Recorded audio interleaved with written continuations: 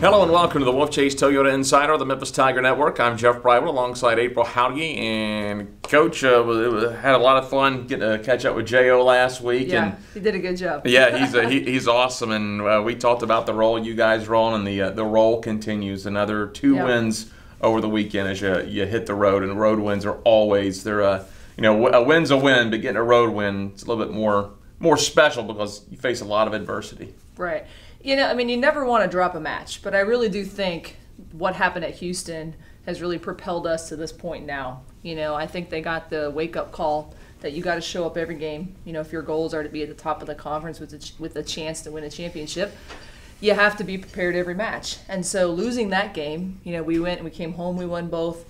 And I think it really helped them key in on how you need to travel, how you need to prepare, how you need to go match to match when you're on the road, because it's tough. You're flying all day, you're bussing in between, we're getting into our next location 2 a.m., you get up, breakfast, practice. Those that think the life of a student athlete is easy, come on and experience it a little bit, and it's hard. It's hard for these girls. They're doing midterms, they're up till 2 a.m., 3 a.m., and have to turn right around and play again. So to pick up 2 wins against 2 good teams, it definitely boosts the confidence of the girls, and we're excited to come into this weekend. And we all know in the modern day of college athletics, it's not like the old days when all conferences were regional and you just bust here and there. Conferences, it doesn't matter what league you're in, they are spread out. It's a lot of travel. Yeah, I think the American is probably the most spread out. It's always been that way, even with Conference USA. We have to fly everywhere. We'll bus in between places, but it's a long day of travel, but everyone has to do it. And again, if you want to stay at the top, you got to win on the road. And so far this season, we're 3-1, so we've shown that we can win on the road, and that's a good thing. Talk about your thoughts on the matches at UConn and at Temple, a couple of 3-1 wins.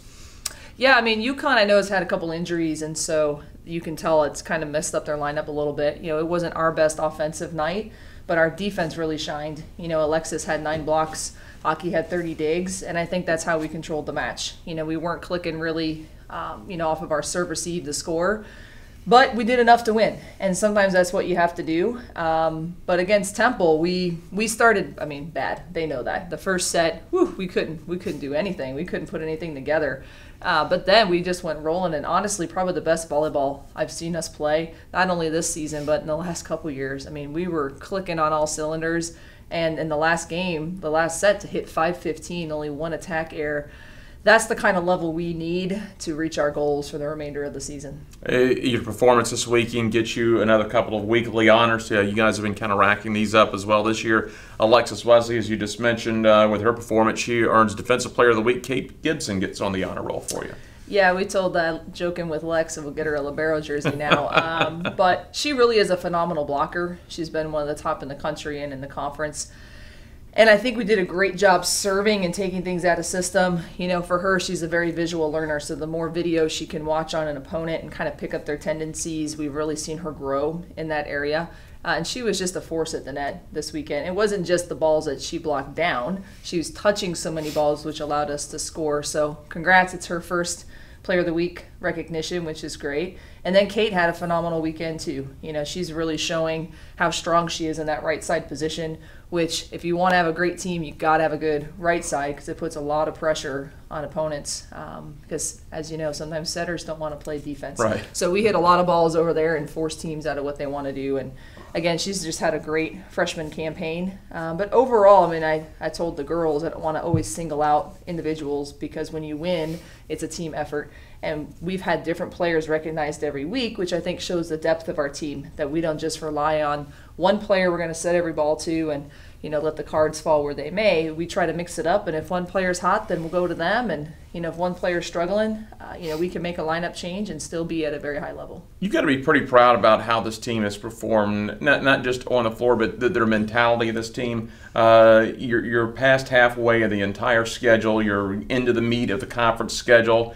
In the aspect of how they're handling success, this is not a year they've got to try to get out of the middle of the pack or work from the bottom of the pack. They're up in second place right now. You're going to battle for first this weekend, but this team keeps plugging along. They seem to, I know it's cliche, but just take it one match at a time. They've handled the success very well so far.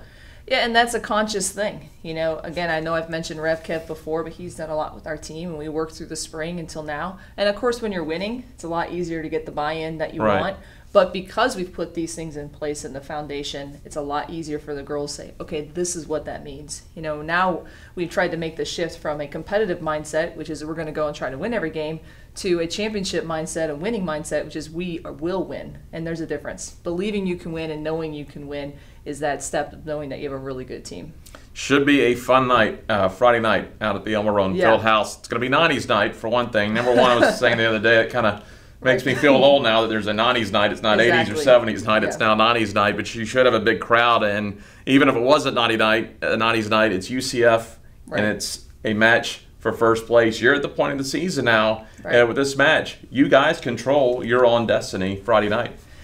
Yeah, I mean, we know it's a big match. The players know it's a big match. UCF knows it's a big match. In the grand scheme, it is still just one match in the schedule because there are 14 more left. But, Todd's a friend of mine, and he's done a remarkable job with that program. They were going to be good this year anyway, and they picked up a couple transfer kids late that are phenomenal and can put a lot of pressure on you. But I believe in our team and how good we are. And I think we can try to disrupt some things they're trying to do. We know they're going to be good on their side of the ball. If we can play at the level that we were starting to show at Temple, then it's going to be a fun match for sure. And a chance to beat, they were 27 in yesterday's RPI, so a chance to beat another top 30 team. That'd be a nice bump for you in RPI. You're going to turn around Sunday. It'll be Breast Cancer Awareness Day at the Elmer Rowan Fieldhouse, and you'll face the other Florida school in USF.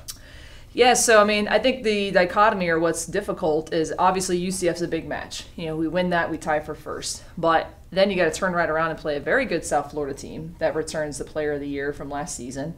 So you can't bump up one match so much and have such big expectations and then have a drop off. They're both equally as important. A win is a win, a match is a match. So two big wins this weekend before we finish out the end of the first round of conference. And we keep stressing to the girls that it's not what you did yesterday, it's what you do today. And every match matters. And every match is a brand new match. You could do anything. You might play great at the other team. You think, and they play wonderful. So you got to approach it the same way every single match. The second you sit back and think, we're good, then that's when something's going to come and bite you. And I think we saw that at Houston. We sat back a little bit. And I'm like, you don't want those games to come back and hurt you in the end when the winner of the conference might only have 1 or 2 or 3 losses. So, yeah, there's pressure there, but I like to say it's a challenge. Pressure is, I think, a negative way to go about it, but there's a challenge in front of them. They've worked hard to put themselves in a position to battle for first. It's been our goal all along.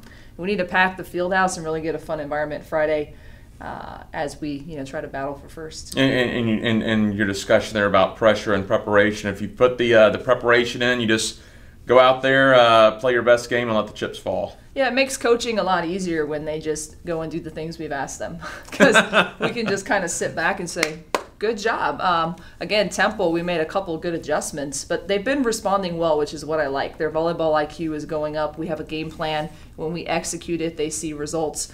Against better teams, your game plan becomes a little more difficult because you may have a strategy and they still execute it with what they're supposed to do. So it still becomes very much what you're doing on your side and trying to get them to adjust to us. But I'm very proud of the girls. Obviously we hope the success continues, and I think it will if we keep going about things the right way. All right, well, Friday night against UCF at the Fieldhouse, Sunday afternoon against USF. Coach, we will see you out there. All right, thank you. That is head coach April Jauregui. I'm Jeff Brightwell for the Wolfchase Toyota Insider on the Memphis Tiger Network.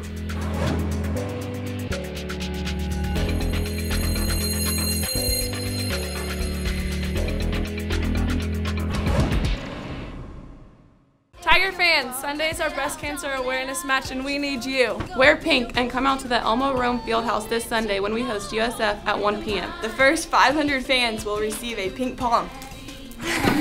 I'll see you at the Fieldhouse this Sunday.